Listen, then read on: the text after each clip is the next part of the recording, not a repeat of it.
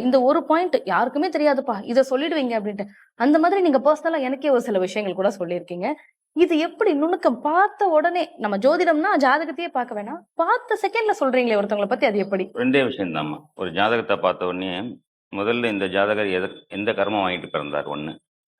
2வது எந்த நல்ல விஷயத்த, எந்த கஷ்டத்த சந்திக்கிற விஷயத்த அனுபவிக்க பிறந்தார்ன்ற ஒரு விஷயத்த பார்த்த உடனே, மத்த எல்லாமே அந்த டிகிரி வயசுல கனெக்ட் பண்ணி எடுத்துடலாம். நெறைய கோயில்களுக்கு பிரயாணம் செஞ்சிருக்கீங்க. கோவிலுக்கு போறது தான் உங்களுடைய இப்ப வாழ்க்கையாவே இருக்கு. அம்மன் தான் உங்களுக்கு எல்லாமே நாம தொடர்ந்து பார்த்துட்டு இருக்கோம். இந்த கோவிலுக்கு நான் போனேன்ப்பா.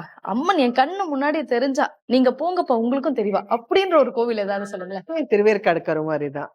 அதாவது பேசுவா அவ. அது நம்ம வந்து கடவுள்னோன அப்படி பயந்து பின்னாடி இப்ப சொல்லுவாங்கல்ல, பெரிய சூப்பர் ஸ்டார் படம் நடிக்கும்போது, ஐயோ! நான் இன்னைக்கு நடிக்கிறேன். இப்படி ரொம்ப பயப்படுவாங்கல்ல. பயப்பட என்ன ஆகும்? அம்பாள் வந்து அங்க தள்ளி போயிருவா, நம்ம தள்ளி போயிருவோம்.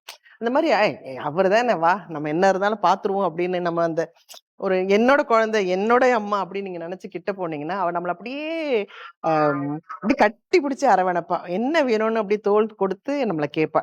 எதுவுமே வந்து நம்ம பார்க்குற விதங்கள் தான். நம்ம வந்து பயந்து பார்த்தா அவ அங்க பராசக்தியா இருப்பா. தாயே! நீ தான் எனக்கு துணை அப்படின்னு சொல்லி கிட்ட போனீங்கன்னா, அவ அம்மாவா நம்மள அரவணைச்சுப்பா.